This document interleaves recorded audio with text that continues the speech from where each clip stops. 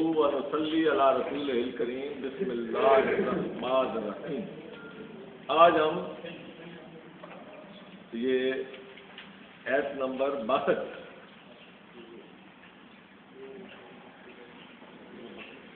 ہاں جی 2/62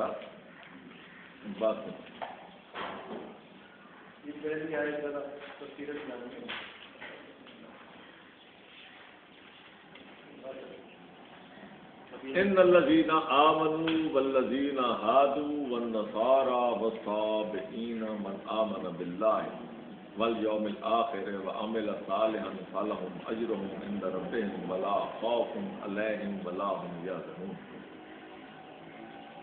وإذا أخذنا ميثاقكم ورفعنا فوقكم الطور خذوا ما آتيناكم بقوة واذكروا ما فيه لعلكم تتقون ثم توليتم من بعد ذلك فلولا فضل الله عليكم ورحمته لكنتم من الخاسرين ولقد علمتم الذين اعتدوا منكم في السبت فقلنا لهم كونوا قردة خاسئين فجعلناها نكالا لما بين يديها وما خلفها وموعظة للمتقين وإذ قال موسى لقومه إن الله يأمركم أن تذبحوا بقرة قالوا تتخذونا هزوا قال أعوذ بالله أن أكون من الجاهلين قالوا ادع لنا ربك يبين لنا ما هي قال إنه يقول إنها بقرة لا فارض ولا بكر عوان بين ذلك فافعلوا ما تؤمرون قالوا ادع لنا ربك يبين لنا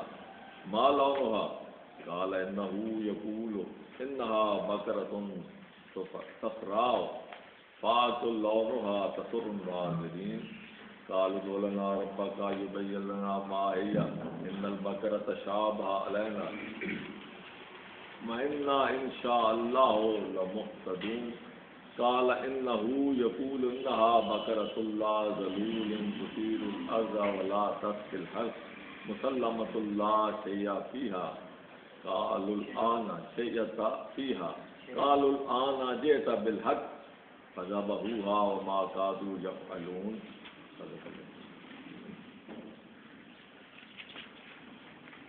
ان الذين آمنوا والذين هادوا والنصارى والصابئين من آمن بالله واليوم الآخر وعمل صالحا فلهم أجرهم عند ربهم ولا خوف عليهم ولا هم يحزنون۔ بے شک جو لوگ ایمان لائے آمنو جو تمہارے درمیان لوگ ہیں آمنو والذین ہادو اور وہ جو ہادو یہودی تھے والنصارى اور نصارہ عیسائی والصابئین صابئین عام طور پہ ستارہ پرست تو کہتے ہیں لیکن در حقیقت یہ ہوتا ہے جو عقل پرست یعنی جو عام مذاہب ہیں الہامی ان سے ہٹ کے اپنے طور پہ جو کوشش کرتے ہیں جیسے کہ سقراط بقراط ان جیسے لوگوں نے جو اپنا ایک کام کیا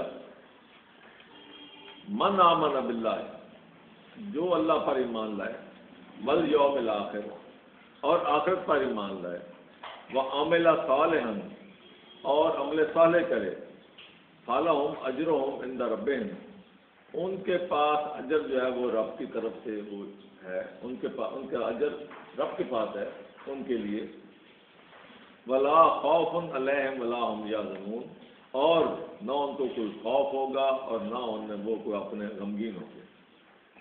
یہ ایت ایسی ہے جس پر اکثر ہمارا وہ چلتے ہیں کہ سان کہاں کی ٹوٹتی ہے کہ رسول اکرم پر ایمان اس میں کوئی نہیں ہے، قرآن پہ ایمان ضرور نہیں ہے۔ جو یہ تین کام کر لے من آمن باللہ اللہ پر ایمان لائے والیوم الآخر آخرت کو مان لے کہ وہاں ہم نے پیش ہونا ہے وعمل صالحا اور عمل صالح کرے تو اللہ تعالیٰ نے فرمایا کہ ان کا اجر جو ہوگا وہ ہمارے ذمہ ہے اور ان پر نہ کوئی خوف ہوگا یعنی وہ بے دھڑک دنیا میں بھی اور آخرت میں بھی یہاں بھی وہ بے دھڑک زندگی گزار سکتے ہیں اور آخرت کا بھی ان کو کوئی خوف نہیں ہے، نو پرابلم۔ لیکن اصل بات یہ ہے اس میں جو تینوں شرطیں ہیں، من آمن باللہ والیوم الآخر وعمل صالح، یہ تینوں شرطیں جو ہیں یہ وہ شرطیں ہیں جو آپ کہیں سے بھی پوری نہیں کر سکتے سوائے قرآن کے، سوائے اسلام کے۔ اللہ تعالیٰ نے تو شرطیں رکھی، وجہ کیوں اللہ تعالیٰ نے یہ کیوں نہیں کہا کہ جی آپ جب جو محمد صلی اللہ علیہ وسلم پر ایمان نہیں لائے، اس کی ضرورت ہی نہیں۔ بات یہ ہے کہ جو استاد جو کہتا ہے وہ کہتا ہے جناب یہ سلیبس ہے، جو اس میں محنت کرے گا، اب اس کے لیے ضروری نہیں ہے کہ وہ اپنے استاد کے گھڑے بھرے یا اپنے استاد کی مٹھی چاپی کرے یا اپنے استاد کی، اس نے کہا نا بھائی جو سلیبس ہے اس سلیبس کے مطابق تم کام کرو، عمل کرو، اس کے مطابق پریکٹیکل بناؤ اور جو کچھ ہے اس میں چلو اور ٹھیک ہے بات ہو۔ تو در حقیقت یہاں جو ثابت ہو رہی ہے بات، اصل بات کو میں اس کی طرف بعد میں آتا ہوں، جو اصل بات ثابت ہو رہی ہے وہ یہ ہے کہ میں نے یہ کہا نا کہ قرآن کا تسلسل چل رہا ہے، جب سے انسانیت شروع ہوئی ہے اس وقت سے کام شروع کیا، اللہ تعالیٰ نے ہمیں بتانا شروع کیا ہے، آدم سے شروع کیا، وہاں بھی یہی بات تھی اما یاتینکم منی ھدی فمن تبع ھدایا فلا خوف علیہم ولا هم یحزنون۔ ہاں یہی بات، وہاں اللہ تعالیٰ نے تو یہ نہیں کہا کہ جو آدم علیہ السلام کو نبی مانے گا تو میں کروں گا، یہ ساری باتیں انڈرسٹوڈ ہیں، وہ کیسے اس میں بعد میں بات آتا ہوں۔ اصل مسئلہ یہ ہے کہ جو ہماری طرف سے ہدایت آئے، فیما یاتینکم، تمہارے پاس جب ہدایت آئے ہماری طرف سے، یہاں یہ ثابت ہو رہا ہے کہ انسان اپنے طور پہ وہ ہدایت نہیں پا سکتا جو اللہ کو مطلوب ہے جب تک اللہ تعالیٰ خود نہ بتائے۔ پہلے جب انسان کو پہلے بھیجا ہے تو ساتھ ہی بتا دیا فَإِمَّا يَأْتِيَنَّكُم مِّنِّي هُدًى،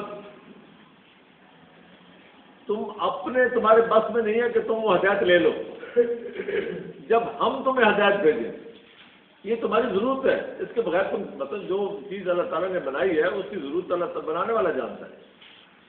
اپنے طور پہ کوئی انسان اگر الہامی کتاب قرآن کو یا باقی کتابوں کو ایک طرف رکھ دیں اور وہ کہے کہ میں جو اللہ چاہتا ہے میں وہ سارا کر کے دے سکتا ہوں، نہیں کر سکتا،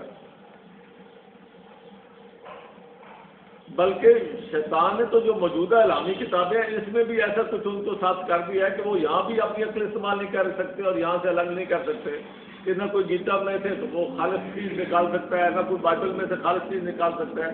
اتنی بڑی عقل مند اور اتنی بڑی تہذیب کے مالک ہونے کے باوجود جو چیزیں اس میں مکس ہو گئی ہیں، جن کی آمیزش ہو گئی ہے، وہ بھی نہیں نکال پا رہے، اور اسی لیے اللہ تعالیٰ نے فرمایا کہ یہ قرآن جب ہم نے بھیجا تو اللہ تعالیٰ نے اس کا یہ رسول من اللہ یتلو صحفا مطہر، یہ رسول اب آیا ہے اور یہ تمہارے اوپر وہ صحیفے پڑھتا ہے جو کہ اس آمیزش کو نکال کے، مطہر کہتے ہیں اس کو جس سے آمیزش وغیرہ نکال کر کے پاک کر دیا جائے، میل کو چیل ختم کر کے چیز کو دھو کے آپ کے سامنے رکھے تو مطہر یہ طاہر ہو گیا۔ ایک انسان اپنا میل کو چیل نکالتا ہے تو اللہ تعالیٰ اس کو بھی کہتے ہیں کہ جب وہ غسل کرتا ہے تو طاہر ہو جاتا ہے۔ تو اس کی آمیزش اور سارا کچھ نکال کے یہ قرآن دوبارہ ہم نے آپ کو دیا ہے، کیونکہ انسان کے بس کی بات ہی نہیں تھی۔ سورہ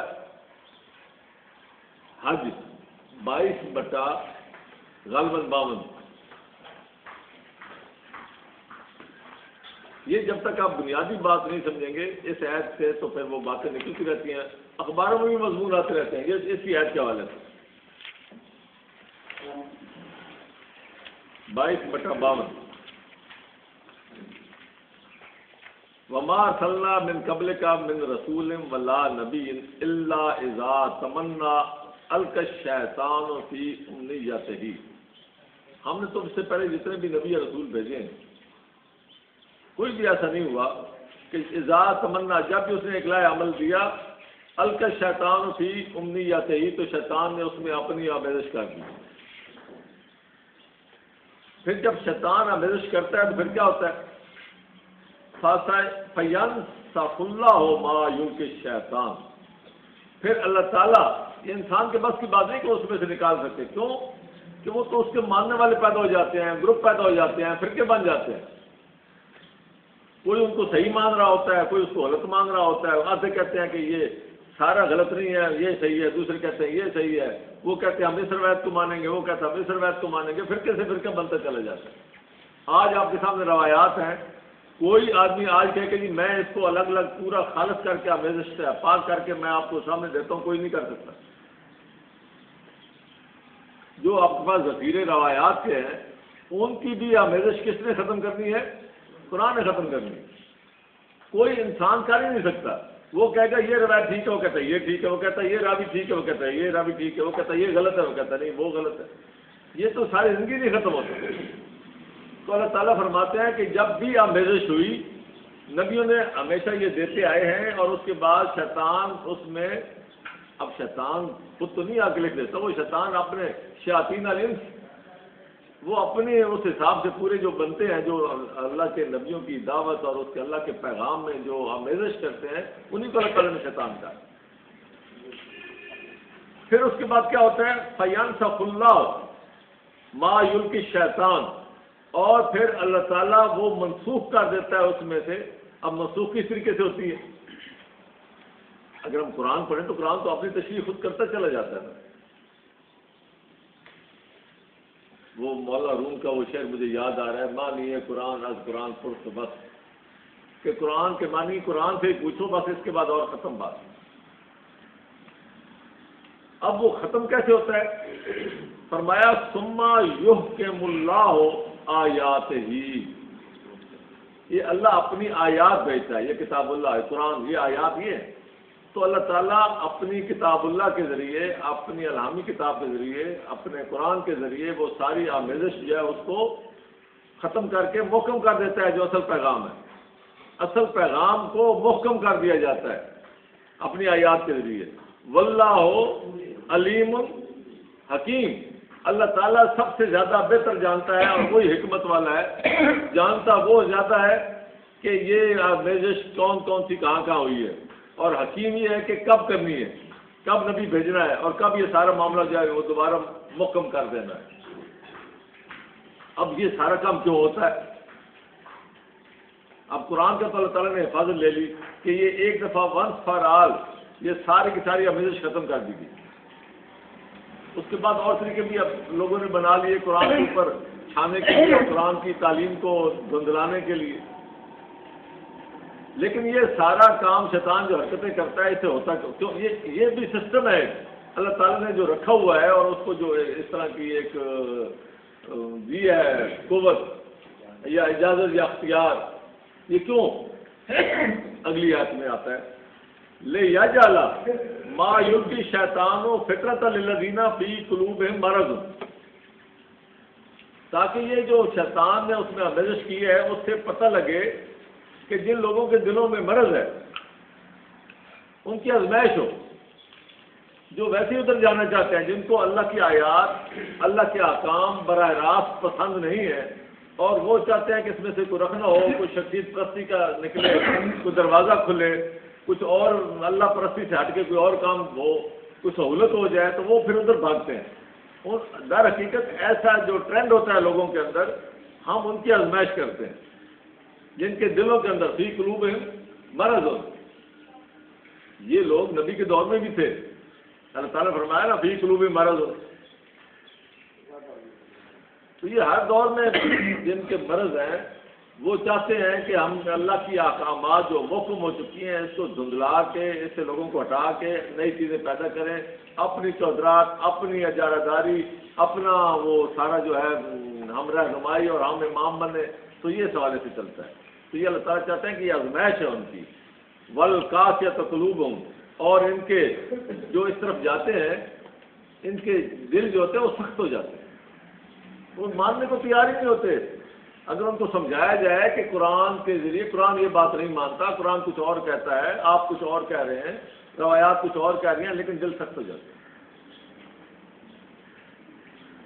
وَإِنَّ الظَّالِمِينَ لَفِي شِقَاقٍ بَعِيدٍ، یہ ظالم بہت دور نکل جاتے ہیں.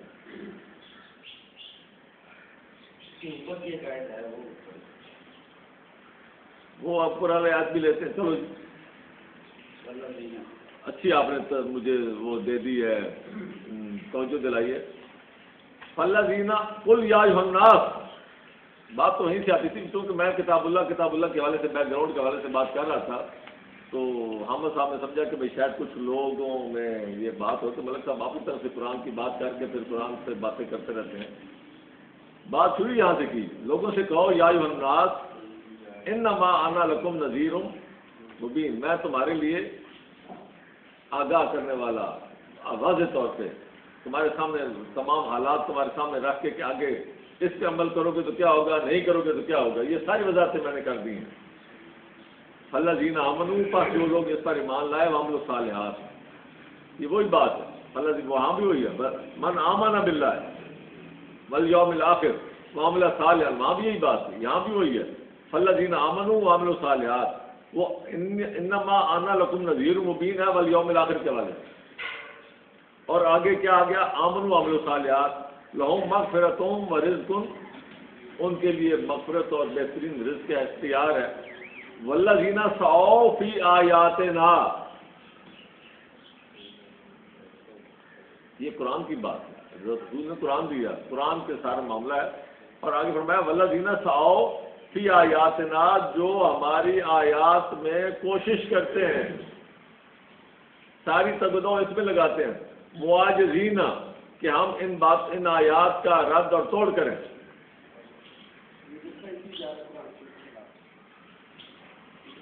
اولئک اصحاب الجحیم، اور یہی لوگ ہیں جن کے بارے میں آگے فرمایا کہ ان کے دل سخت ہو گئے اور وہ اس طرف نکل گئے اور یہ ہو گئے. اللہ کی آیات سپرمیسی، اس پہ کوئی کلام نہیں ہے. کوئی آدمی یہ کہے کہ جی پتہ نہیں یہ ہے تھی پہلے کہ نہیں تھی، بڑی زیادتی والی بات ہے. ہمارے یہاں روایات پڑھائی جاتی ہیں، حضرت عمر کہتے ہیں، بخاری شریف میں بھی شاید ہے 90% ہے کہ وہ ہم تو رجم کی آیت قرآن میں پڑھتے تھے. رجم، جی ہم تو رجم کی آیت قرآن میں ہم پڑھتے تھے.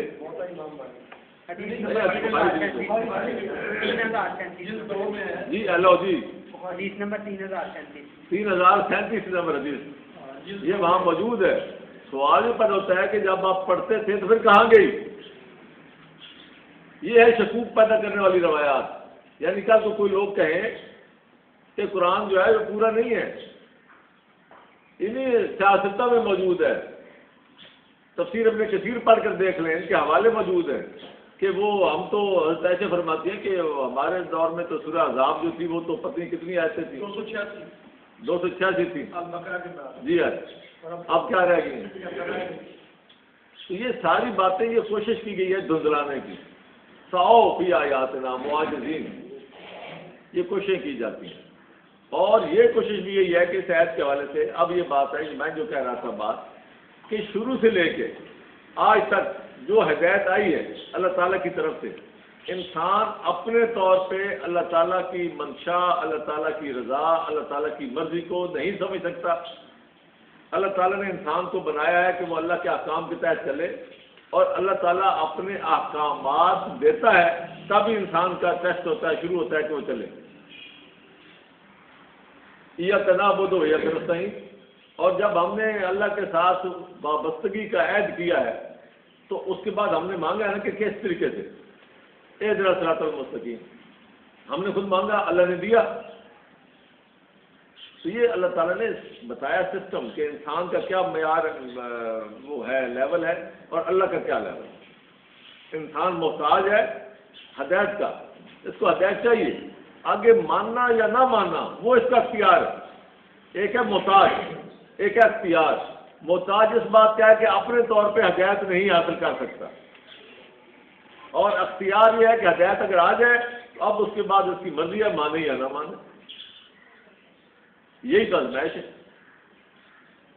اب یہاں بات آتی ہے کہ شروع سے جب یہی ہدایت آ رہی ہے تو اب یہ اللہ تعالیٰ نے تاریخ بتائی کہ ہدایت ایک ہی ہے. حضرت آدم سے لے کے رسول اکرم تک، قرآن تک ہدایت ایک ہی ہے، ایمان باللہ اور آخرت پہ ایمان اور عمل صالح. اب ایمان باللہ جیسا حضرت آدم کے وقت کہا گیا، جیسا حضرت نوح کے وقت کہا گیا، جیسا حضرت ابراہیم کے وقت کہا گیا ایمان باللہ وہی ہے جیسا رسول اکرم کو کہا گیا۔ تو جو اب ضروری نہیں ہے کہ رسول اکرم کو ایک آدمی مان کر اللہ پر ایمان لائے، یہ کوئی ضروری نہیں، بشرطے کہ اس کے پاس اگر ہدایت ہے تو، اگر پہلی کتابوں کی اس کے پاس ہدایت خالص ہے تو میں آج بھی یہ کہتا ہوں اس کو ضرورت نہیں ہے لائے، لیکن پہلی کتابوں میں ہوتی محفوظ رہ جاتی تو تب بات تھی، وہ تو محفوظ رہی نہیں۔ اور یہ ہے قرآن بھی کہتا ہے کہ محفوظ نہیں رہی، ہم نے اب یہ قرآن نازل کیا آج کے بعد یہ معاملہ ہے، لیکن پریکٹیکل بھی ایک مسئلہ ہے۔ میں نے تقریباً یہودیوں سمیت، جو پاکستان میں تو بہت کم ہے گنتی کے لوگ ہیں، پورے لاہور میں شاید ایک یا دو ہے، ہر ایک سے میں نے پوچھا خود ذاتی طور پہ کہ آپ ایمان باللہ آپ کے ہاں کیا تصور ہے؟ کسی کے پاس اللہ پر ایمان کا صحیح تصور موجود ہی نہیں ہے کسی کتاب میں آج بھی، جتنی مرضی کتابیں نکال لیں، جو سب سے محفوظ ترین وہ مانتے ہیں وہاں وہ کیا لکھتے ہیں بائبل وغیرہ میں، وہ جی حضرت اللہ نیچے آیا، وہ اس نے حضرت یعقوب سے کشتی لڑی، پھر اللہ کا پٹھا چڑھ گیا رام کا، پھر اس نے کہا مجھے جانے دے صبح ہونے والی ہے کہیں پتہ نہ پاچو، وہ پھر واپس چلا گیا۔ یعنی اس طرح کا تو وہاں باتیں لکھی ہیں اللہ کے بارے میں۔ اللہ کا مقام جو قرآن بتاتا ہے وہ کہیں محفوظ نہیں ہے، لیکن اللہ نے اپنا مقام جو قرآن میں بتایا ہے وہی تمام پہلی کتابوں میں وہی بتایا گیا، کوئی نئی بات نہیں بتائی گئی۔ اللہ کا پر ایمان کی شرائط وہی ہے جو قرآن میں ہے اور وہی ہے تمام پچھلی کتابوں میں اگر وہ محفوظ ہے۔ تو رسول اکرم کو بھیجنے کا مقصد ہی یہی تھا کہ وہ انسانیت سے دور ہو چکی تھی، گم ہو چکی تھی اصل پیغام، تو اصل پیغام تو رسول اکرم ہی لائے ہیں۔ یہ اس وقت بھی چیلنج ہے ذرا حقیقت ہمارے ہاں ایک بیماری یہ بڑھ گئی ہے کہ ہمیں خود اپنے کیونکہ دین کا پتہ نہیں، ہم فرقوں میں بٹ گئے، ہم ایک دوسرے کی ٹانگیں کھینچ رہے ہیں، ورنہ ہم اتنے کانفیڈنس کے ساتھ اعتماد کے ساتھ پوری دنیا کو نظریاتی طور پر آگے لگا سکتے ہیں اعتقادی سب معاملے سے کہ یہ پوری جو انسانیت ہے 90% تو وہ ہے جو حضرت ابراہیم کو ماننے والے، 70% کر لیں۔ حضرت ابراہیم کے حوالے سے ہم ان کے سب سے زیادہ ان اول الناس بابراہیم سب سے زیادہ قرابت اور اس کے حقدار ہم ہیں۔ وہ 70% جو ہے وہ تو آپ کے سامنے دم ہی نہیں مار سکتے، ان کے پاس کچھ ہے ہی نہیں، جو دعوے دار ہے صرف، اور ہم وارث ہیں، وہ دعوے دار ہیں اور ہم ثبوتوں کے ساتھ وارث ہیں اس کے، لیکن ہم اپنے ثبوت جو ہے وہ ہم نے پیٹھ پیچھے پھینکے ہوئے اور خود ہم ان کے آگے وہ بنے ہوئے ہیں جیسے نکو بنے ہوتے۔ مصیبت تو یہ ہے ہمیں ادراک ہی نہیں ہے کہ ہمارے پاس کیا اتنا بڑا یہ جو قرآن کی شکل میں یہ اتنا بڑا اللہ تعالیٰ کا انعام ہے ہمارے پاس، اس کی ہمیں وہ صحیح معنوں میں پتہ ہی نہیں ہے کہ اس کا وہ کیا ہے مرتبہ، نہ ہمیں اپنے مرتبے کا پتہ ہے نہ اپنے مقام کا پتہ ہے، قرآن پر عمل نہ کرنے کی وجہ سے، قرآن کو نہ سمجھنے کی وجہ سے۔ کئی دفعہ مجھے خیال آتا ہے ہم اگر کچھ صرف 100 بندے قرآن کو سمجھنے والے نکل کے میڈیا کے حوالے سے آگے نکل کے پوری دنیا میں آگے چلیں، دنیا کی کیا پلٹ ہو جائے۔ یہ قرآن تو معمولی چیز نہیں ہے، بار بار پھر وہی فکر منہ میں آتا ہے یہ کتابیں نیست چیزیں دیگر۔ تو یہ اللہ تعالیٰ فرماتے ہیں کہ جب یہودی تھے ہمارا پیغام یہی تھا، نصارہ آئے پیغام یہی تھا، کوئی عقل والا کوئی اور کسی نبی کے ماننے والا جو بھی کہیں بھی مانتا رہا ہے ہمارا پیغام یہی تھا جو یہاں ہے۔ اگر وہ اس پیغام پہ چلتا آیا ہے تو وہ سارے کے سارے کیا ہے؟ فلا خوف علیہم ولا ہم، وہ سارے اس میں شامل۔ یہ اللہ تعالیٰ نے پوری ہسٹری بتائی ہے انسانیت کی، یہودی ہوں نصارہ ہوں، اگر اپنے اپنے دور میں اپنے اپنے نبی کے ساتھ انہوں نے اسی پہ عمل کیا ہے، آمنا باللہ والیوم الآخر، وہ عمل صالح، ہر نبی کے ساتھ جس نے عمل صالح کیا اس کی تعلیمات کے مطابق، اللہ کی کتاب اللہ کے مطابق، ایمان باللہ اگر اس کا ہے، عمل صالح ہے، تو کوئی مسئلہ ہی نہیں۔ یہ وہی بات ہے نا کہ جب حضرت موسیٰ گئے فرعون کے پاس، ان کے سامنے کیا چیز رکھی کہ میری بات مانو، میں تمہارے پاس ہدایت لے کے آیا ہوں، تو اس نے آگے سے یہی بات کی تھی۔ آپ ذرا سمجھنے کی کوشش کریں، اس نے کہا تھا کہ آج تم میرے سامنے تو یہ لائے ہو، تو جن کے سامنے تمہاری بات نہیں تھی تو ان کا کیا حال ہوگا؟ فما بال القرون، وہ جو پچھلے گزر گئے، پھر ان کا کیا حال ہوگا آج اگر تمہارے ماننے سے مجھے اگر ہدایت ملتی ہے یا میں جنتی بنتا ہوں، تو جن کو تمہاری ہدایت نہیں ملی تو ان کا کیا بنے گا؟ تو اللہ تعالیٰ دوسرے نے یہی جواب دیا تھا نا، تو ان کا معاملہ اللہ کے سپرد کہ اب جو اس میں اگر اپنے اپنے انبیاء کی تعلیمات کے مطابق عمل کر گئے تو ٹھیک ہے۔ تو یہ در حقیقت یہ وہی ایمان ہے جو قرآن کا ایمان ہے، اور قرآن کا ایمان وہی ایمان ہے جو کہ پیچھے حضرت موسیٰ، حضرت عیسیٰ، حضرت ابراہیم سب کا جو ایمان تھا، جو اس ایمان کے مطابق چلتے آئے اور نبیوں کو مانتے آئے، وہ سارے لا خوف علیہم ولا هم يحزنون۔ لیکن یہاں آ کے جب رسول اکرم آئے اور اس وقت کے یہودی اور اس وقت کے عیسائی، یا آج کے یہودی اور آج کے عیسائی، حتیٰ کہ آج کے مومن بھی جو منہ سے دعوے دار ہے، یہ بھی شامل ہے، اگر ان کا بھی ایمان باللہ وہ نہیں ہے جو قرآن کا ہے، اگر ان کے بھی عمل صالح وہ نہیں ہے جو قرآن کے ہیں، اگر ان کا بھی اس طرح کا ایمان نہیں ہے قیامت پر جیسے کہ قرآن کہتا ہے، تو پھر یہ بھی اس میں لا خوف علیہم ولا هم يحزنون میں نہیں آئیں گے۔ اس کا ایک ثبوت آتا ہے 2 غالباً 132 ہوگا،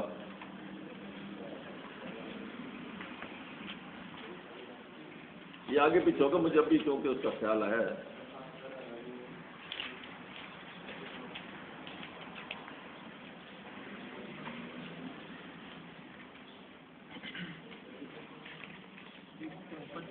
یہی بات جو ابھی میں نے پوری تقریر کی ہے نہیں آپ کو، یہ آپ کو ایڈ نمبر 135، 36 اور 37 اور 38 ہے تو بہت آگے تک، لیکن یہ پورے کا پورا تھیم یہ اتفاق سے بھی میں نے دیکھا ہے تو سارا نہیں موجود ہے۔ قالو، اب یہ رسول اکرم کے دور میں وہ کیا کہتے ہیں آگے سے، رسول اکرم نے ان کے سامنے ایمان باللہ، عمل صالح وہ سارا پیش کیا، وہ کہتے ہیں کالو کونو ہودن اور نصارا تہتدوا، وہ کہتے ہیں نہیں تم یہودی کہتے ہیں یہودی ہو جاؤ، نصارہ کہتا ہے نصارہ ہو جاؤ۔ یہ قرآن سمجھنے کا بھی ایک طریقہ ہے نا، یہ تو نہیں ہے کہ وہ نصارہ کہیں گے کہ یا یہودی ہو جاؤ یا نصارہ ہو جاؤ، یا یہودی کہیں گے کہ یا یہودی ہو جاؤ یا نصارہ ہو جاؤ۔ یہودیوں نے کہنا تم یہودی ہو جاؤ، نصارہ نے کہنا نہیں جی ہم صحیح ہیں، تم غلط ہو۔ یہودی کہیں گے نصارہ بھی غلط، مسلمان بھی غلط، ہم صحیح۔ ذرا سمجھیں، یہ انسانی فطرت ہے۔ نصارہ کہیں گے یہودی بھی غلط، مسلمان بھی غلط، ہم صحیح۔ یہ وہی بات ہے۔ اہل حدیث کہیں گے بریلوی بھی غلط، دیوبندی بھی غلط، شیعہ بھی غلط، ہم صحیح۔ شیعہ کہیں گے وہ بھی غلط، وہ بھی غلط، وہ بھی غلط، ہم صحیح۔ یہ جیسے فرقے بنتے ہیں، رسول اکرم کے دور میں یہی فرقے تھے نا، ہر فرقہ یہی کہتا ہے ہم صحیح ہیں۔ یہ مینٹلٹی ہے، یہ کامن ہے، یہ انسانی فطرت کے اندر جب وہ الکتاب اللہ سے ہٹتا ہے تو یہ اس کے اندر یہ مینٹلٹی یہ اس کے اندر پیدا ہو جاتی ہے۔ کہتے ہیں تہتدوا، پھر تم ہدایت پہ ہو۔ کل آگے سے جواب دو، بل ملت ابراہیم حنیفہ، انہوں نے کہا نہیں، وہ جو تھے ان دیکھیں ان کو کیا کہا جا رہا ہے، یہودی کس کو مانتے تھے اوپر، حضرت ابراہیم کو، نصارہ کس کو مانتے تھے اوپر، وہ بھی حضرت ابراہیم تک جاتے تھے۔ تو رسول اکرم نے یہی بات کی کہ جو جس پر تم کامل ہو، جہاں سے ہدایت چلی ہے، در حقیقت حضرت ابراہیم کے طریقے کار پہ چلو گے تو پھر بات صحیح ہے۔ اس کا قول 120 پہ پہلے جی میں کرتا ہوں، وما کان من المشرکین، یہ کیوں کہا جا رہا ہے کہ وہ مشرک نہیں تھا، وہ مشرک نہیں تھے حضرت ابراہیم؟ اس کا مطلب یہ ہے کہ اللہ تعالیٰ رسول اکرم کی زبان سے یہ اعلان کروا رہے ہیں کہ یہ سارا کا سارا تمہارے پاس الہامی کتابوں کے آنے کے باوجود، دعویداری کے باوجود تمہارے اندر شرک آ چکا ہے۔ تو جتنے فرقے بنتے ہیں اپنے آپ کو الگ کرتے ہیں، کوئی نہ کوئی ان کے اندر خرابی پیدا ہوتی ہے تب وہ فرقہ بنتا ہے، ورنہ آپ کو صرف مسلمان کہنے میں کیا اعتراض ہے؟ وہ کیوں انہوں نے اپنے آپ کو نصارہ بنا دیا، ان کیوں یہودی بنا دیا؟ تو در حقیقت ان کے اندر آمیزش ہو گئی تھی کس چیز کی؟ شرک کی۔ اس لیے اللہ تعالیٰ نے فرمایا کہ وہ جس کا تم دم بھرتے ہو وہ تو مشرک نہیں تھے۔ قولو، ہاں تم اس تسلسل پہ آ جاؤ، تم کہو اب یہ ہے وہ بات، آمنا باللہ، یہ ہے ایمان باللہ، ہم ایمان لائے، وہی ہے نا اسی آیت کا من آمن باللہ، تم کہو کہ ہم ایمان لائے اللہ پہ، آمنا باللہ وما انزل الینا، اس کی جڑیں ایمان باللہ کی کہاں سے پھوٹیں گی؟ وما انزل الینا، اور آگے وما انزل الی ابراہیم، جہاں سے ابتدا ہے یہ انتہا ہے، جو ابراہیم پر نازل ہوا، اور اس کے بعد درمیان میں سارا، و اسماعیل و اسحاق و یعقوب والاسباط وما اوتی موسیٰ و عیسیٰ وما اوتی نبیون من ربہم، تمام نبی، یہ پورا تسلسل جو ہے ان کی تعلیم میں کوئی فرق نہیں ہے، جو ہم پہ نازل ہوا، جو ہے ابراہیم پہ نازل ہوا، اور جو درمیان میں پورا تسلسل ہے، درمیان میں یہودی ہے، عیسائی ہے، جو بھی ہے، صابئین ہے، جو بھی ہے، کوئی فرق نہیں، لا نفرق بین احد منہم، ہم ان میں سے کسی میں کوئی فرق نہیں کرتے۔ کس چیز کا فرق؟ کہ بھائی ان کے قد برابر تھے یا ان کی عمریں برابر تھیں، ان کی تعلیم کے حوالے سے کوئی فرق نہیں، ایک ہی چیز آ رہی ہے، وَنَحْنُ لَهُ، کیوں بھائی تم بنتے ہو نصارہ، کیوں تم بنتے ہو یہودی؟ نَحْنُ لَهُ مسلم، ہم سب مسلم ہیں، کس کے؟ اللہ کے۔ یہ بھی ایک سازش ہے، ہمیں وہ کہتے ہیں محمدن، ہمارا نام رکھا ہے انہوں نے، اور ہم بھی کہتے ہیں، ہم نے خود اپنے آپ کو محمدی، اور یہ وہ دین محمدی آپ اکثر سنیں گے، اللہ کہتا ہے دین اللہ ہے، یدخلون فی دین اللہ ہے، اللہ کا دین ہے، ہم کہتے ہیں دین محمدی، یہ نام بنا لیا نا ہم نے۔ ہم مسلمان کس کے ہیں؟ اللہ کے۔ جو اللہ کا مسلم ہوتا ہے وہ فرقوں میں نہیں پڑتا، کیونکہ اللہ ایک ہی ہے، اللہ دو نہیں ہے، اللہ تین نہیں ہے، اللہ کی ایک ہی بات ہے، اللہ کا ایک ہی قرآن ہے۔ فرقے کس بات کی؟ جب آپ مختلف کتابوں میں جائیں گے، جب کتابیں بکھر جائیں گی ایک کتاب کی جگہ پہ، فرقے بن جائیں گے۔ یہ تو بڑی موٹی بات ہے، اس میں یعنی کوئی، میں بہت زیادہ سر کھپاتا ہوں اس معاملے میں، صرف یہ بات سمجھانے کے لیے کہ جتنا آپ آگے بکھرو گے ایک کتاب کو چھوڑ کے، ایک اللہ کو چھوڑ کے اور الہ بناؤ گے، شرک میں پھنس جاؤ گے۔ ایک کتاب اللہ کو چھوڑ کے اور کتابوں کی طرف جاؤ گے، فرقوں میں پھنس جاؤ گے۔ تو آگے فَإِنْ آمَنُوا بِمِثْلِ مَا آمَنْتُمْ، یہ ہے من آمن باللہ، اگر وہ ایمان لائے اس طرح کا جیسا کہ ایمان لائے ہو تم، تو ان کے سامنے کیا تھی؟ بخاری شریف تھی، کیا چیز تھی ان کے سامنے؟ بِمِثْلِ مَا آمَنْتُمْ، جیسا کہ ایمان لائے ہو تم، وَمَا أُنزِلَ إِلَيْنَا، وہ اس پر ایمان، جیسا کہ اس پر، اس طرح کا ایمان اگر تم لاؤ، بِمِثْلِ مَا آمَنْتُمْ بِهِ فَقَدْ اهْتَدَوْا، تو ایمان باللہ کا شرط مشروط کیا ہے؟ کہ قرآن کے مطابق عمل ہو، قرآن کے مطابق ایمان ہو، قرآن کے مطابق اعمال صالح ہوں، تو پھر ہے فقط اہتدوا، پھر تم دعوے سے کہہ سکتے ہو کہ ہاں ہدایت کے ہیں۔ کہتے وہ بھی ہیں، ذرا سمجھیں، وہ بھی یہی کہتے ہیں، ہر فرقے والا یہ کہتا ہے کہ اگر تم یہ ہو جاؤ، یہ ہو جاؤ، تو کیا ہے؟ تہتدوا۔ اللہ کہتا ہے نہیں، فَإِنْ آمَنُوا بِمِثْلِ مَا آمَنْتُمْ بِهِ فَقَدْ اهْتَدَوْا، یقیناً پھر تم ہدایت سے۔ وَإِنْ تَوَلَّوْا، اور اگر یہ سے منہ پھیرتے ہیں، فَإِنَّمَا هُمْ فِي شِقَاقٍ، وہی بات آ گئی، وہاں بھی یہی تھا، میں نے جب سورہ حج پہ آپ کو پڑھایا، تو پھر تم بھٹک گئے، پھٹ گئے، شقاق کہتے ہیں شک ہو جانا، پھر تم واقعی بھٹک گئے، پھر تمہیں بٹ گئے، شکاک کا مطلب ہی شک ہو جانا. شکل قمر آپ نے سنا ہے نا, یعنی اگر تم اس سے منہ پھیر گیا قرآن سے, ما آمنتم بہی, یہ بہی جو ہے تو پھر کیا ہے, پھر تم فرقوں میں پھٹ جاؤ. فَسَيَكْفِيَكَهُمُ اللَّهُ, تو یہ جتنے دعوت دینے والے ہیں تمہارے سامنے, دعوتیں لانے والے, تمہیں آ کے تبلیغیں کرنے والے, جو جتنے فرقوں والے آئیں گے, ان کے مقابلے میں تمہارے لیے کافی کون ہے؟ اللہ کی کتاب. وہ سمیع العلیم, سب سے بہترین سننے والا جاننے والا اللہ ہے. صبغۃ اللہ, اللہ کا رنگ اختیار کرو. یہ فرقوں کے رنگ, یہ مختلف نام جو استعمال کرتے ہو, اللہ کا رنگ ایک ہے, مسلم. وَنَحْنُ لَهُ, یہ ہے رنگ. وَمَنْ أَحْسَنُ مِنَ اللَّهِ صِبْغَةً وَنَحْنُ لَهُ عَابِدُونَ.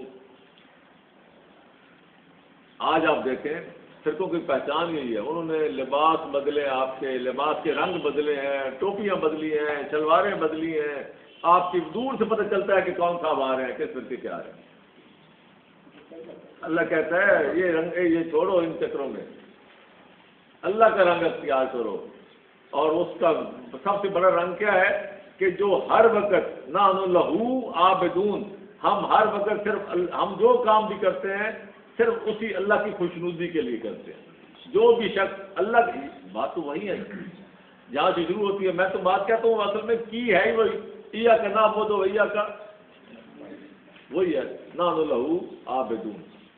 تو واپس آتے ہیں جی.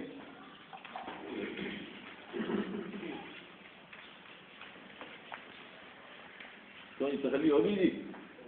وَإِذْ أَخَذْنَا مِيثَاقَكُمْ وَرَفَعْنَا فَوْقَكُمُ الطُّورَ, پھر ہم نے جب تم سے عہد لیا اور تمہارے اوپر طور کو اٹھا ڈالا. اب یہ ان کی بنی اسرائیل کی بات ہو رہی ہے. تو وَرَفَعْنَا فَوْقَكُمُ الطُّورَ, اس پہ اکثر کئی باتیں ہوتی ہیں کہ جی وہ پہاڑ کو کیسے اٹھا لیا اوپر. مسئلہ صرف یہ ہے, ہمارا مسئلہ ہمارے لیے بڑا آسان. اگر ہم عقل پرست ہوں, یعنی قرآن سے بالا رکھیں عقل کو, تو پھر تو بڑی باتیں ہیں کہ جی وہ پہاڑ اوپر جھکا ہوا تھا, پہلے ہی جیسے ہوتے ہیں نیچے کھو تھی تو قوم وہاں اکٹھی ہوئی تھی, وہ دیکھا جیسے پہاڑ ہمارے اوپر ہے. وہ تو جب جا رہے ہوں گے تب بھی پتہ ہے بھائی پہاڑ اوپر ہی ہے. بہرحال یہ بہت سارے ہمارے اہل قرآن حضرات اس میں بہت توجیہ کرتے ہیں. ہم تو سیدھی بات مانتے ہیں کہ ابھی آگے جا کے یہ بات آئے گی اسی حوالے سے. دور نبوت اور چیز ہے. دور نبوت میں اللہ تعالیٰ اپنے نبیوں کے ساتھ ہاتھ لائن کیا. یہ معجزات, ہم جب کہتے ہیں کہ معجزات آج کیوں نہیں ہیں, تو نہیں ہو سکتے کیونکہ آج نبی کوئی نہیں ہے, اور نبیوں کے بھی بس کی بات نہیں. اللہ تعالیٰ جب چاہتا ہے نبیوں کے ذریعے معجزات دکھاتا ہے کہ جی وہ کوئی کہ جی اس طرح تو بندے کو ڈرا کے ایمان پر لانے والی بات ہے. یہ ڈرانے والی بات نہیں ہوتی, یہ کنفرم کرنے والی بات ہوتی ہے کہ یہ میرا نبی ہے اور جو یہ بات کہہ رہا ہے یہ میری طرف سے کہہ رہا ہے. لیکن انسان بڑا ظالم ہے, وہ اللہ کی طرف سے بھی نہیں مانتا. تو اس میں کوئی ضروری نہیں ہے کہ وہ ڈرا کے منوایا جائے, انسان ایسے نہیں مانتا. اس وقت مان جائے گا, جب نکل جائے گا تو پھر انکار کر دے گا. جس نے نہیں ماننا اس نے نہیں ماننا. لیکن یہ ایک نشانی ہوتی ہے, اس لیے اس کا نام آیت بھی کہا گیا ہے. معجزے, یہ اللہ تعالیٰ کی طرف سے ایک نشانی ہوتی ہے, جیسے ہوتی ہے کہ یہ میرا نبی ہے, اس کے ذریعے یہ جو دعویٰ کر رہا ہے یہ بھی ایک معجزہ ہے نا ہمارے ہاتھ میں. کئی دفعہ میں کہتا ہوں جو معجزات کے انکاری ہیں, میں انہیں کہتا ہوں قرآن کو ہاتھ میں رکھ کے, ہاتھ میں پکڑ کے اگر کوئی کہے کہ میں معجزات کو نہیں مانتا, تو وہ سب سے بڑی غلط بیانی یہ ہے کہ وہ معجزے کو ہاتھ میں پکڑے ہوئے اور کہتا ہے میں نہیں مانتا. قرآن نے کہا ہے نا کہ اس جیسے قرآن بنا لو, کوئی لاؤ اس جیسے, یا تو کہو کہ بھائی یہ ہو سکتا ہے, یہ قرآن نے ایسے ہی کہہ دیا, یہ واقعی یہ تو کوئی مسئلہ نہیں, لکھا جا سکتا ہے. تو یہ جب ادھر بھی مانتے ہیں کہ واقعی یہ کلام ایسا ہے, بے بدل کلام ہے, لا ریب کتاب ہے, دنیا میں کوئی لا ریب کتاب نہیں, تو اس وقت یہی معجزہ ہے. یہ معجزہ ہے. اللہ تعالیٰ کہتا ہے, معجزہ کہتے ہیں کہ جس کو سمجھنے میں عقل عاجز آ جائے. تو جو معجزے میں عقل دوڑائے تو اللہ نے تو پہلے کہہ دیا تمہاری عقل یہ عاجز ہے. معجزہ نام ہی یہی ہے کہ جہاں عقل عاجز آ جائے. تو جب عقل عاجز ہے اس کے باوجود، یہ بالکل ایسے ہی ہے جیسے قرآن کہتا ہے کہ جو آدمی اللہ کے راستے میں شہید ہو اس کو ہم کیا کرتے ہیں جنت میں، یا اللہ کے ہاں رزق دیا جاتا ہے، اللہ کے ہاں زندہ ہے. اور آگے فرمایا ولا قلہ، اللہ نے ساتھ یہ بھی کہہ دیا کہ اس کا تمہیں شعور نہیں ہے. ہم اس پر بحث کرتے ہیں کیسے زندہ ہے، وہ کیسے ہوں گے، کیسے. بھائی جب اللہ نے کہہ دیا تمہیں شعور ہی نہیں ہے، اب اس میں جھگڑا کس بات کا ہے؟ جب اللہ نے کہہ دیا کہ میرے ہاں زندہ ہے تو زندہ ہے، ہم نے مان لیا. اور اللہ تعالیٰ خود فرما رہے ہیں کہ تمہیں شعور نہیں ہے، اور ہم اس کے باوجود جھگڑے ڈال رہے ہیں، کتابیں لکھی جا رہے ہیں. جہاں اللہ نے فرما دیا شعور نہیں ہے، نہیں. یہاں اللہ نے فرمایا کہ ہم نے طور کو تمہارے اوپر رفع کیا، خذوا ما آتیناکم بقوۃ، جو ہم نے تمہیں دیا ہے اس کو قوت کے ساتھ پکڑو، مضبوطی سے پکڑو. واذکروا ما فیہ، اور جو اس میں دیا گئی ہے تعلیم اس پہ عمل کرو، اس کو ہر وقت مد نظر رکھو. لعلکم تتقون، شاید ہو سکے کہ تم آخرت کے عذاب سے بچ جاؤ، دنیا کے عذاب سے بچ جاؤ. ثم تولیتم من بعد ذلک، تم اس کے بعد بھی وہاں سے پھر گئے. یہی تو میں نے کہا کہ انسان کا مسئلہ نہیں ہے، انسان تو جب کیا پھر جاتا ہے. لیکن یہ اللہ تعالیٰ نے ان کو دکھانا تھا کہ میں یہ میری قوت، یہ میں نبی کے ذریعے جو کچھ تمہیں سمجھا رہا ہوں، جو کچھ بتا رہا ہوں، یہ معمولی بات نہیں ہے. ثم تولیتم من بعد ذلک فلولا فضل اللہ علیکم ورحمتہ لکنتم من الخاسرین، اگر اللہ تعالیٰ کا تمہارے اوپر فضل اور اس کی رحمت نہ ہوتی تو تم سخت خسارے میں رہتے. اب یہاں جو بات آ رہی ہے بات وہی ہے، میں جو اکثر بات کرتا ہوں بات گھوم پھر کے آتی نہیں ہے. اللہ تعالیٰ کی منشا کیا تھی ان سے؟ خذوا ما آتیناکم بقوت، پوری قوت کے ساتھ، اپنی دلی آبادی کے ساتھ اس کو پکڑو. یہ آپ کے لیے بھی ہے، یہ ہمارے لیے بھی ہے. یہ حکم اللہ تعالیٰ فرما سکتے تھے کہ وہ جو ہم نے تمہیں یہ بھی موجزانہ طریقے سے جو تمہیں اتنی فتوحات دی، تم کہاں سے نکلے، خیرات سے نکلے، پوری دنیا میں ہم نے تمہیں آگے لے گئے. تو کیا ہے، اس قرآن کو مضبوطی سے پکڑے رکھو. یہ ہمارے لیے بھی ہے. وَاذْكُرُوا مَا فِيهِ، جو کچھ اس میں ہے اسی سے نصیحت حاصل کرو. یہ ہمارے لیے لعلکم تتقون، ورنہ تم عروج تم سے چھین لیا جائے گا. ثم تولیتم من بعد ذلک، تو پھر گئے. تم نے اپنی روایات کی کتابیں ڈھونڈ ڈھونڈ کے اور نئے نئے امام کھڑے کر کر کے اور سارا دین جو ان سے منسوخ کر کے تم ثم تولیتم پھر گئے تھے. لیکن اگر تم پہ عذاب نہیں آیا، فلولا فضل اللہ علیکم ورحمتہ لکنتم من الخاسرین، ابھی بھی اللہ کا فضل اور رحمت ہے تمہیں بچے ہوئے ہو. تو یہ ہمارے لیے بھی ہے. یہ جو ان کی مثال دی جا رہی ہے ہمارے لیے دی جا رہی ہے. وَلَقَدْ عَلِمْتُمُ الَّذِينَ اعْتَدَوْا مِنْكُمْ، اور تم ان لوگوں کو اچھی طرح جانتے ہو جو تم میں سے پھر سب جو ہمارا حکم تھا سب کے بارے میں جو اس میں آگے بڑھتے تھے، حکم عدولی کرتے تھے. فَقُلْنَا لَهُمْ كُونُوا قِرَدَةً خَاسِئِينَ، اور ہم نے کہا کہ ہو جاؤ ذلیل بندر کی طرح. اب میں نے طرح کا لفظ استعمال کر دیا تسلی کے لیے. اگر اللہ تعالیٰ نے ان کو واقعی بندر کی شکل والا بنا دیا تو بنا دیا ہوگا، لیکن بندر بننے کے لیے یہ خاصین کہتے ہیں جو ذلت کے ساتھ کسی کا معصوم ہو جائے، اس کا بھی ایک معنی ہے. اور یہ اسی کے اشاروں پہ پھر ناچے. جو بندر ہوتا ہے مداری کے پاس در حقیقت اس کو کہتے ہیں قِرَدَةً خَاسِئِينَ. ہر جنگلی بندر کو نہیں کہا جاتا. تو در حقیقت یہ پھر جب یہ پوری قومیں جو ہوتی ہیں پھر اسی طرح حالات میں دو چار ہو جاتی ہیں. اگر یہاں یہ کہا جاتا ہے دیکھیں نا کونو کے تلخات، لیکن اگر اس کا میں نے یہ کہا جائے کہ ان کو بندر بنا دیا تو مجھے کوئی اعتراض نہیں کم از کم، اللہ تعالیٰ نے اگر کیا تو کر دیا.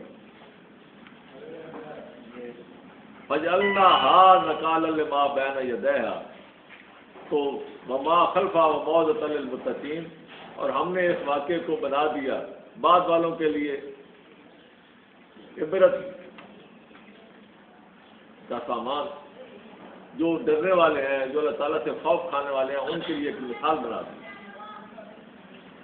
وَإِذْ قَالَ مُوسَىٰ لِقَوْمِهِ إِنَّ اللَّهَ يَأْمُرُكُمْ أَن تَذْبَحُوا بَقَرَةً، پھر جب موسیٰ نے اپنی قوم سے کہا کہ اللہ تعالیٰ تمہیں حکم دیتا ہے کہ تم کیا کرو، تذبحوا بقرہ، تم ایک گائے ذبح کرو.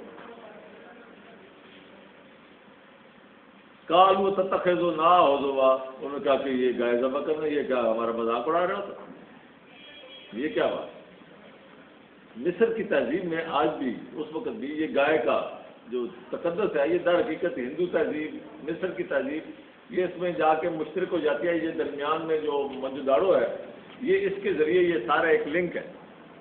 یہ ایک تہذیب تھی جو کہ یہ وہیں سے کچھ معاملات ہیں، جو گائے کی پرستش، پوجا، تقدس. تو اللہ تعالیٰ نے فرمایا کہ تم گائے ذبح کرو. انہوں نے کہا یہ کیا مذاق ہے جی. کالا اعوذ باللہ ان اکون من الجاہلین، انہوں نے کہا کہ میں اللہ تعالیٰ کی پناہ مانگتا ہوں اگر میں نے کوئی جہالت کی بات کی ہے. میں تو ایسا مطلب گائے کو تو ذبح کرنا ہے، یہ جاہلیت نہیں چل سکتی ادھر. اب یہاں کالو دولنا ربا کا، انہوں نے کہا کہ اپنے رب سے پوچھو، یبین لنا ما ہی، اسے کہ ہمیں وہ وضاحت سے بیان کرے کہ وہ کیا ہے، کس طرح کا. یہ آگے ساری بات آتی ہے کالو دولنا. یہ ہے ہارٹ لائن نبیوں کی. آج کے دور میں کوئی کہے جی اللہ سے پوچھو جی، نہیں ہو سکتا. یہ فرق ہے دور نبوت کا، یہی فرق ہے. یہ در حقیقت یہ جو تمثیل یا جو واقعہ پچھلا بیان کیا جاتا ہے، یہ فرق بتایا جاتا ہے. آج اگر ہم کہیں کسی سے کہ ڈاکٹر صاحب ذرا اللہ سے پوچھ کے بتاؤ جی، تو کہیں گے جی خود اللہ سے کرو بات، ہو سکتا ہے اللہ آپ کو بتا دے. لیکن انہوں نے اپنے نبی سے کہا تو نبی نے ان سے یہ نہیں کہا کہ بھائی خود بات کرو. نبی نے کہا ٹھیک ہے. یہ ہارٹ لائن نبی کے ساتھ، لیکن اس ہارٹ لائن کا جو سوچ ہے وہ اللہ کے پاس ہے. جب وہ آن کرے، جب آپ کریں، بندے کے اختیار میں نہیں. لیکن یہ ہارٹ لائن ہے نبی کے ساتھ، ہوتی ہے. قالوا دولنا، انہوں نے کہا جی کہ وہ کس طرح کا ہو. انہوں نے کہا جی وہ اللہ پاک فرماتے ہیں کہ وہ ہے لا فارغ ولا بک، کہ جو نہ بوڑھا ہو نہ بچہ، اوان بین ذالک، ان کے درمیان جوان طرح کا. ففعلوا ما تؤمرون، جو کہا جا رہا ہے وہ کرو. جب یہ حکم آ گیا تو کر ڈالو. پھر ان کا قالوا دولنا ربک یبین لنا ما لونھا، اچھا جس کا رنگ کیسا ہو جی یہ بھی پوچھو رب سے. یہ جتنی زیادہ ہوجتے بندے کرتا جاتا ہے اتنا زیادہ پھنستا چلا جاتا ہے. اللہ تعالیٰ نے ہمیں یہ کہا ہے کہ جب قرآن نازل ہو رہا ہو تو اس دوران، قرآن کے نزول کے دوران 23 سالوں میں تم زیادہ سوال نہ کرو. وہ اسی طرح کے سوال کہ جی تشریح نہ مانگو. جب کہا گیا کرو بکر دو. اگر اللہ کہے سجدہ کرو، سجدہ کر دو. اب پوچھو جی سجدہ کتنے منٹ کا ہو، 4 گھنٹے کا ہو کہ 10 گھنٹے کا ہو. تو پھر اگر وہ حکم آ گیا 10 گھنٹے کا تو پھر پھنس جاؤ، کرنا پڑے گا. سجدے کا مطلب ہے کہ سجدے کے جب سجدہ کر دیا تو کر دیا. تو جتنا حکم ہوتا ہے وہ کافی ہوتا ہے، اور وہ انسان کی بہتری کے لیے اللہ تعالیٰ کی رحمت کا اظہار ہوتا ہے. زیادہ تفصیلوں میں جانا وہ اتنا زیادہ انسان جو ہے اس میں اپنے آپ کو پھنساتا ہے. یہی کام انہوں نے کیا. اس کا رنگ کیسا ہو، قال انہ یقول انہا بقرۃ صفراء، اس زرد گہرا زرد رنگ کا وہ ہے، صفراء فاق لونھا، کہ دیکھنے والوں کو بہت اچھا لگے. تسر الناظرین، فاق لونھا، اس کا رنگ گہرا زرد، دیکھنے والے کو اچھا. تسر الناظرین میں ساری باتیں آتی ہیں، یہ صرف رنگ کی بات نہیں. لوگ کہتے ہیں جی زرد رنگ کو اللہ تعالیٰ نے کہا کہ یہ بہت اچھا رنگ ہے. اس کا جوان ہونا، اس کی شکل صورت کا اچھا ہونا، اس کا رنگ، اس کا روپ، یعنی پورے کا پورا جو دیکھنے میں خوبصورت لگے، یہ ان کے لیے تھا۔ آج ہم نے کیا کیا؟ یعنی قربانی کے لیے جی میں نے 5 لاکھ کا بکرا لیا، کیوں لیا 5 لاکھ؟ جی سونا ہے۔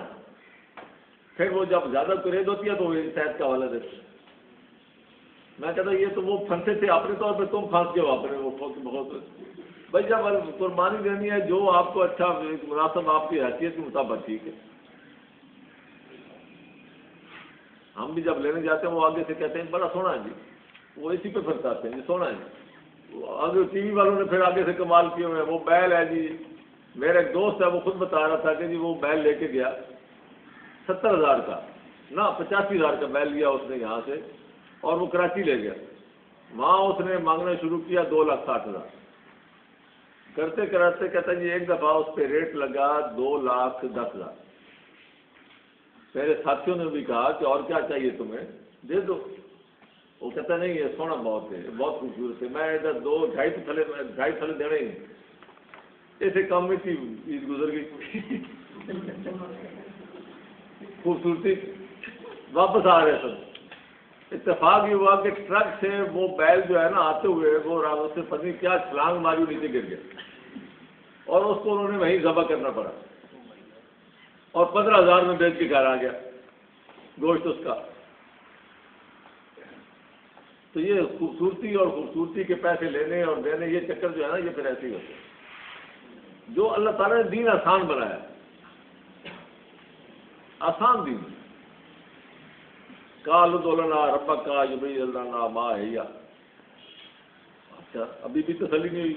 اچھا جی پوچھو جی رب سے کہ ہمیں ذرا اس کی زیادہ تشریح بتاؤ، کیوں ان البقرہ تشابہ علینا، کہ ہمارے اوپر کچھ تھوڑا سا وہ گڑبڑ ہو گیا معاملہ، صبح میں پڑ گئے۔ وَإِنَّا إِنْ شَاءَ اللَّهُ لَمُهْتَدُونَ۔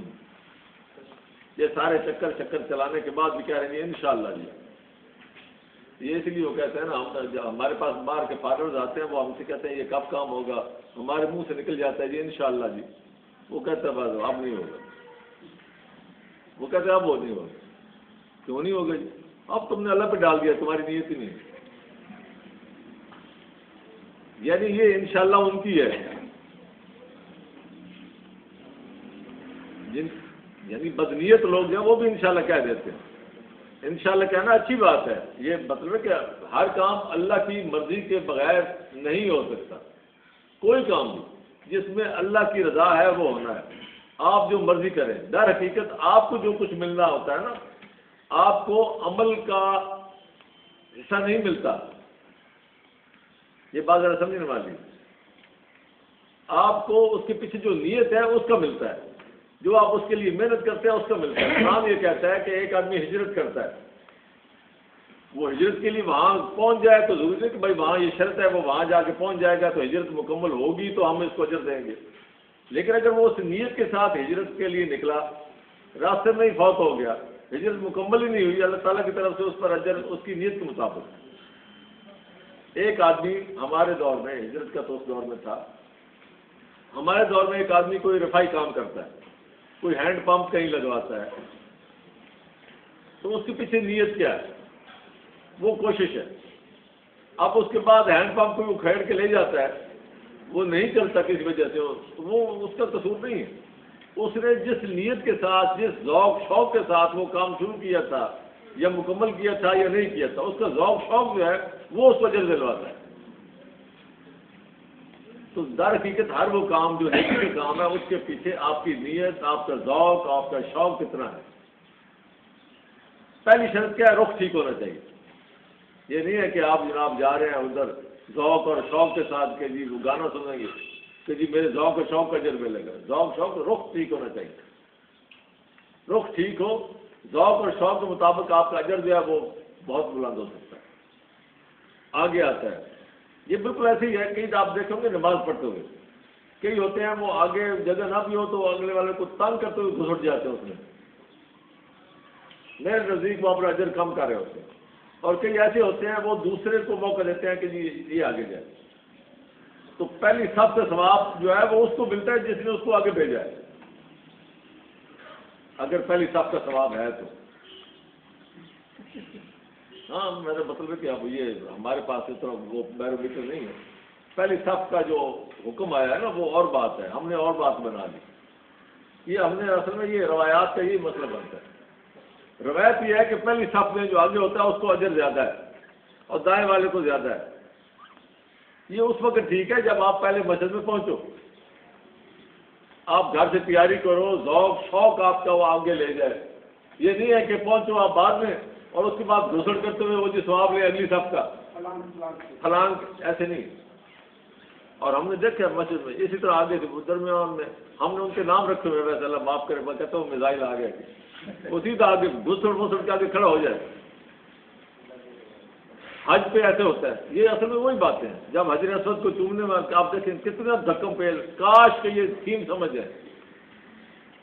جو دوسرے کو موقع دے گا اس کو زیادہ ثواب ملتا ہے بجائے اس کے کہ جو دوسروں کو دھکا دیتے ہوئے, اور وہ تو کشتی لڑنے جاتے ہیں, وہ تھیم ہی نہیں سمجھتے. حجر اسود کا بوسہ جو دینا ہے وہ کوئی اتنی بڑی بات نہیں ہے جس طرح بنا لیا گیا ہے. یہ در حقیقت یہی ہے کہ جب دین روایات پہ آتا ہے تو پھر کچھ کا کچھ ہو جاتا ہے. اب دیکھیں وہاں ایسے دھکے دیتے ہیں, وہ روایات کے پیچھے جو دین ہے نا وہ دلواتا ہے دھکے. ایسے ایسے غلط کام وہ دھکے دے دے کے لوگوں کو. ایک آدمی مجھے وہاں کہہ رہا تھا جی میری پسلی میں درد ہو رہا ہے, کیا ہوا جو مجھے کسی نے کون نہیں ماری. میں حجر اسود کے قریب پہنچ گیا تھا, اس نے مجھے کون نہیں مار کے الگ کیا ہوا رہ گیا. بہرحال یہ ہر طرح کے کام ہے, لیکن بات یہ ہے کہ آپ کی نیت ٹھیک ہونی چاہیے, ذوق شوق ہونا چاہیے, دوسروں کے لیے سہولت پیدا کرنی چاہیے, تو آپ سارے کا سارا اجر آپ سمیٹ لیں.